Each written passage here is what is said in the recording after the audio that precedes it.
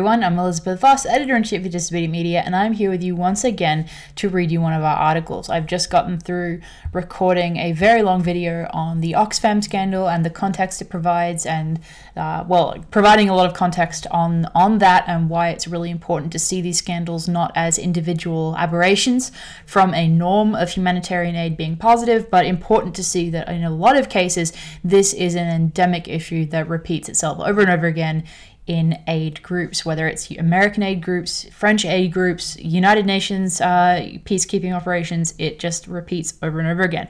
So on that depressing note, I'm going to read to you my opinion piece from a few days ago titled Sarkozy Indicted for Corruption as Clinton and Cabal Crumbles, and you will see why aid groups and French aid groups are relevant to Sarkozy and his corruption indictment very shortly as I read this to you.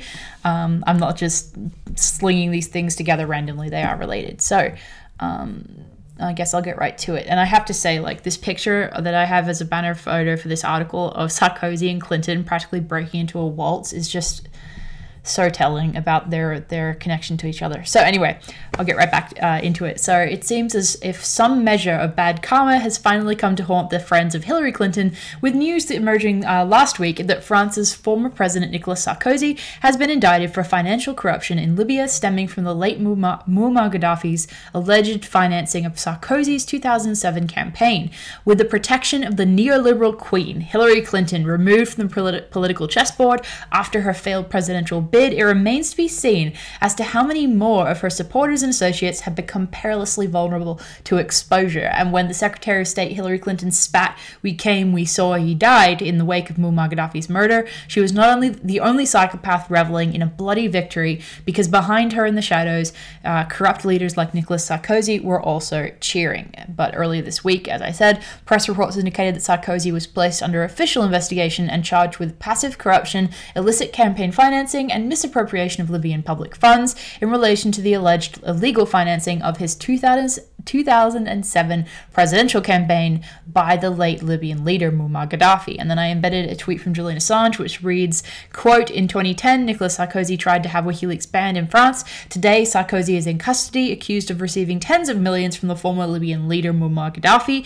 Sarkozy, together with Clinton, then had Gaddafi killed in 2011, and then he links to the article by a French article about that. So that's the end of his tweet, and this news sent shockwaves farther afield than Europe, with WikiLeaks editor-in-chief Julian Assange noting, as embedded above, that Sarkozy had actively worked to have the publisher WikiLeaks banned in France during his term. Assange also took to Twitter to describe Sarkozy's possible motives in aiding Clinton and Obama in the takedown of Gaddafi and the destruction of Libya that resulted in open slave markets and a hotbed of terrorism.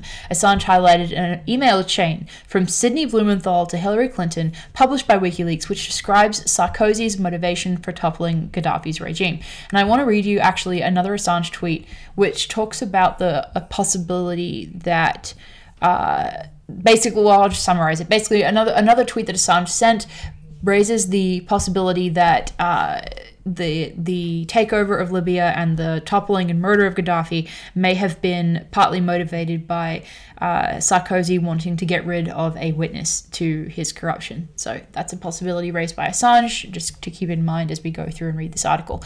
The email chain published in another tweet by Assange, or linked to in another tweet by Assange, reveals that Gaddafi's government held 143 tons of gold and a similar amount in silver, valued at more than $7 billion, with a B, billion dollars. The email exchange goes on to state that the gold was intended to be used to establish a, quote, Pan-African currency based on the Libyan golden dinar.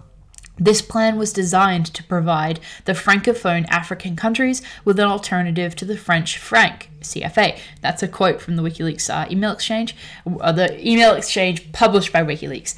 The WikiLeaks document also goes on to describe how French intelligence officers discovered this plan and that it was a factor which influenced Sarkozy's decision to commit France to the attack on Libya, along with the following points. And this is I'm going to read to you from an embedded screenshot that I have from that email exchange. It says, quote, Sarkozy's decision to commit France to the attack on Libya according to these individuals, were driven by the following issues. A desire to gain a greater share of Libyan oil production. B, increase French influence in North Africa. C, improve his internal political situation in France. D, provide the French military with an opportunity to reassert its position in the world. And E, address the concern of his advisors over Gaddafi's long-term plans to supplant France as the dominant power in Francophone Africa. So, and that's the end of the quote and the embedded screenshot from that exchange. But thanks to the efforts of Sarkozy and then US Secretary of State Hillary Clinton, regime change in Libya created an atmosphere of absolute utter chaos as recently as Wednesday, last week, so almost a week ago, when Reuters reported that executions, torture, and slave markets persist in the ravaged country. Years and years later, they wrote, quote, this is from Reuters again, quote, armed groups execute and torture civilians in Libya in almost complete impunity 7 years after the revolution that toppled Muammar Gaddafi. The United Nations Human Rights Office said on Wednesday, Libyans and migrants are often held incommunicado in arbitrary detention in appalling conditions, and reports persist of captured migrants being bought and sold on open slave markets, it said in a report to the Human Rights Council. So the destruction of Libya is not the only thing binding Sarkozy with Clinton. It's not the only tie binding Sarkozy with Clinton. He personally stepped in on behalf of child traffickers in Chad, much as Bill and Hillary Clinton went to great lengths to intervene for the sake of accused child trafficker Laura Silsby in Haiti. Disability media previously reported on Sarkozy's direct interference in Chad on behalf of French charity workers with Zoes Ark.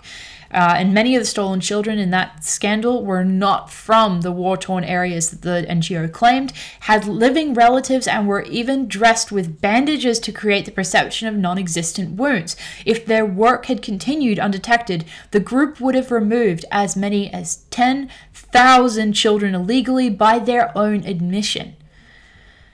Despite all this, Sarkozy saw fit to not only intervene on behalf of the charity, but flew to Chad on his personal jet in order to interface directly with Chad's president, Idriss Déby, and flew some of the accused back to France despite the fact that they were still under investigation. So Sarkozy's involvement fueled controversy, to say the least, in Chad, and The Guardian reported claims that Zoes Ark charity had enjoyed the personal backing of Cecilia Sarkozy, making the scandal a personal affair for the French president. According to the Berkeley Center for Peace, Religion and World Affairs, Zoes Ark had intended to remove, as I said, as many as 10,000 children from the area during this single operation in Chad.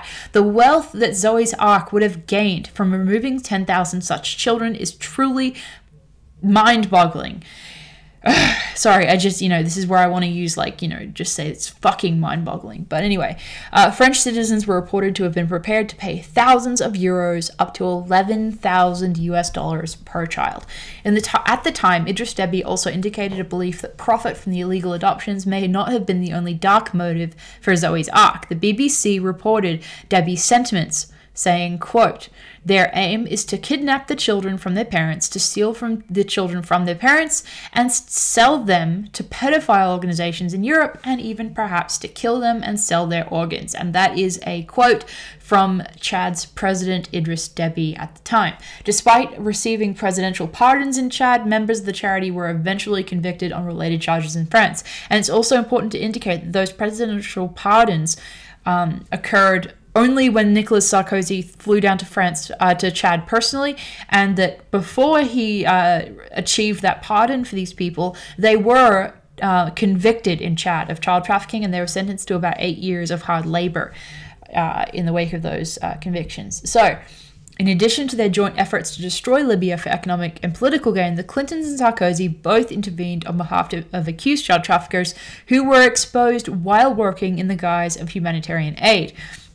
And as Disability Media previously related, leaders of both respective affected countries specifically cited pedophilia and organ trafficking networks as motivations for this illegal activity. Clinton and Sarkozy have also shared links with mutual supporters, including Bernard Kushner, who popped up not only in our coverage of Zoes Ark, but also in that article I just read to you on Oxfam, who is a figure infamous for her leading United Nations efforts in the Balkans in the Balkans War under a cloud of sex and organ trafficking allegations, and who defended a pedophile in court. Kushner served as foreign minister under Nicolas Sarkozy and also has ties to the Clintons and their supporters. Direct ties. In our coverage of the Zoes Ark scandal, Distributed Media noted that Kushner had expressed deep interest in serving as head of the United Nations efforts in disaster-ravaged Haiti in the aftermath of the 2010 earthquake. However, according to the WikiLeaks publication of Clinton emails, his accession to involvement hinged on personal involvement with the Clintons, or personally interfacing with the Clintons, with whom he wished to